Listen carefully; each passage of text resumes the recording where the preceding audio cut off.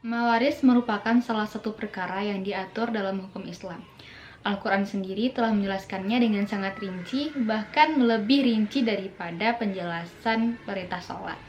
Adapun ayat tersebut termasuk golongan qat'u thubut dilalah, yaitu suatu nas yang tidak memungkinkan untuk adanya takwil atau interpretasi lain selain makna yang ada pada nas itu sendiri. Oleh karena itu dapat ditegaskan bahwa membagikan harta warisan sesuai dengan syariat Islam hukumnya wajib. Di Indonesia, pembagian warisan secara sah dapat dilakukan dengan 3 cara. Hukum waris adat telah dilakukan secara turun-temurun sebagai peninggalan daripada nenek moyang. Salah satu contoh yang pernah kami temui yaitu yang ringan dibawa anak laki-laki dan yang berat tinggalkan untuk anak perempuan.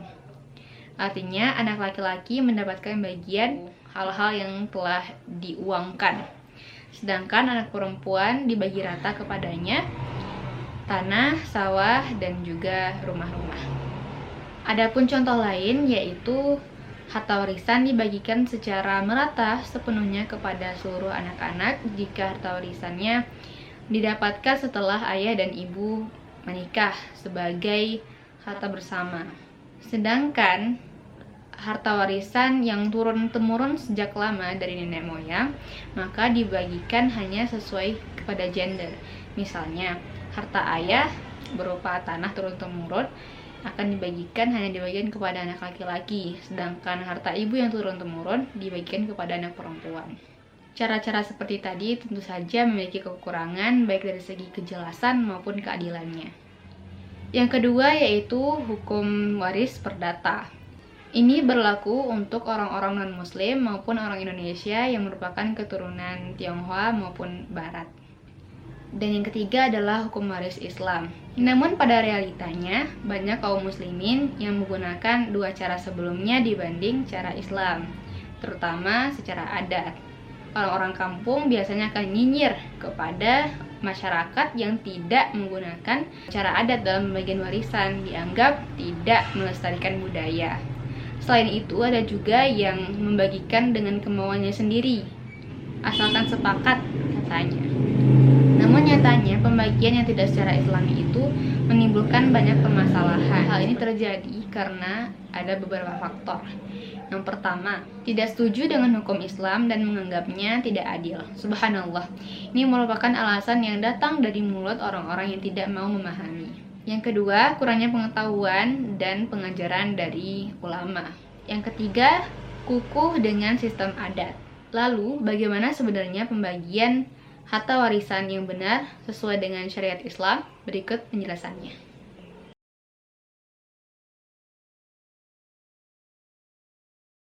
Menurut hukum Islam adalah hukum yang mengatur tentang peralihan harta kekayaan yang ditinggalkan seseorang yang meninggal serta akibatnya bagi para ahli warisnya, dan juga sebagai aturan tentang perpindahan hak milik.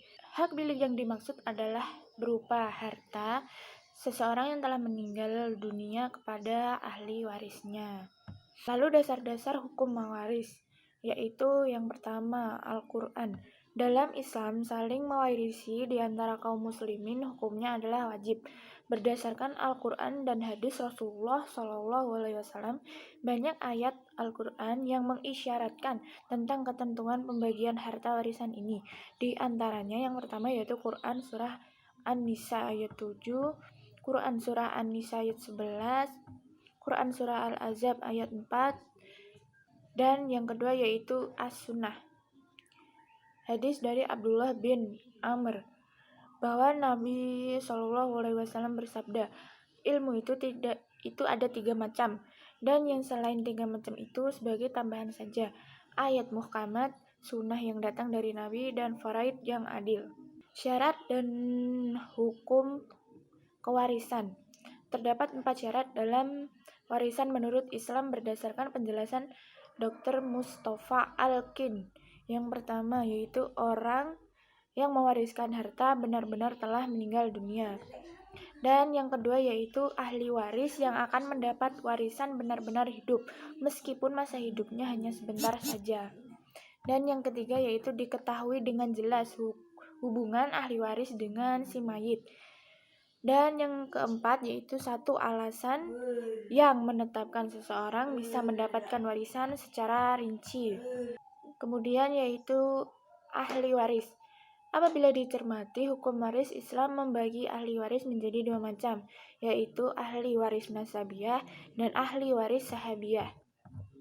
Dan jika ditinjau dari segi hak atas harta warisan, maka ahli waris terbagi menjadi tiga golongan, yaitu zawil furud, asobah, dan zawil ahram. Ditinjau dari jenis kelamin, ahli waris terbagi menjadi dua golongan, yaitu ahli waris laki-laki dan ahli waris perempuan, dengan pembagian sebagai berikut.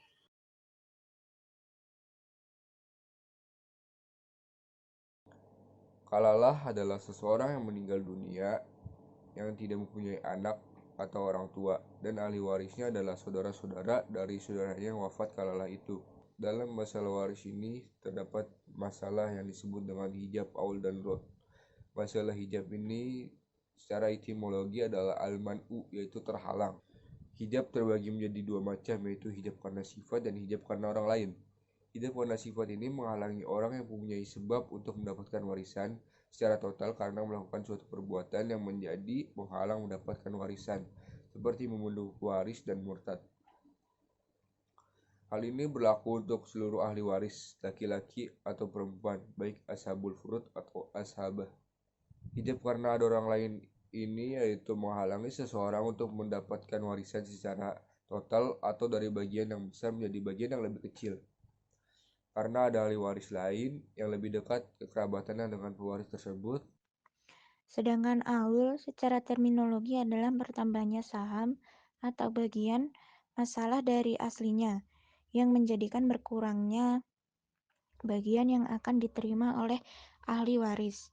Sementara rad secara terminologi adalah kebalikan dari aul, yaitu berkurangnya jumlah saham atau bagian ahli waris dan bertambahnya asal masalah waris.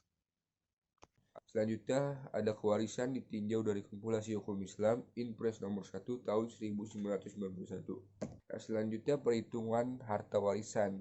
Misalnya seorang laki-laki meninggal dunia dengan total harta bersihnya 120 juta rupiah dan ia memiliki seorang istri, nenek, dan seorang anak laki-laki.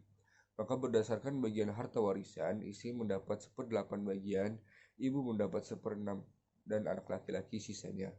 Lalu ditentukan nilai yang habis dibagi penyebut bagian yang dimiliki oleh ahli waris tersebut, yakni 24 yang habis dibagi 8 dan 6. Sehingga didapatkan angka sebagai berikut. Seorang istri mendapatkan angka sebesar 3 yang didapat dari 24 dibagi 8. Seorang ibu mendapatkan angka 4 yang diperoleh dari 24 dibagi 6. Dan seorang laki-laki mendapatkan sisanya yakni 17 angka. Dengan harta bersih 120 juta rupiah yang dibagi 24 ini menghasilkan sebesar 5 juta rupiah, maka seorang istri mendapat harta waris 3 dikali 5 juta sama dengan 15 juta rupiah. Ibu mendapatkan 4 dikali 5 juta rupiah sama dengan 20 juta rupiah. Sedangkan anak laki-laki mendapatkan 17 dikali 5 juta sama dengan 85 juta rupiah. Jadi kesimpulannya adalah ketentuan warisan merupakan hukum Allah yang secara jelas disampaikan dalam ayat-ayatnya. Sudah sepantasnya kita sebagai muslim menerapkan hal tersebut dalam kehidupan. Melanggar ayat Allah berarti durhaka kepadanya. Begitupun ketika membagikan harta. Jangan sampai mengambil hak orang lain, apalagi keluarga sendiri. Islam telah mengatur seluruhnya sehingga apapun masalah yang dihadapi ketika pembagian bisa mendapatkan solusi yang sangat adil seperti aul dan rod yang telah disampaikan. Intinya keseluruhan hukum Allah khususnya dalam perkara warisan yang telah selesai dibahas pada kesempatan kali ini memiliki hikmahnya tersendiri. Sekian materi yang dapat saya sampaikan pada kesempatan kali ini, semoga bermanfaat. Kurang lebihnya mohon maaf. Wabillahi taufiq wal hidayah. Wassalamualaikum warahmatullahi wabarakatuh.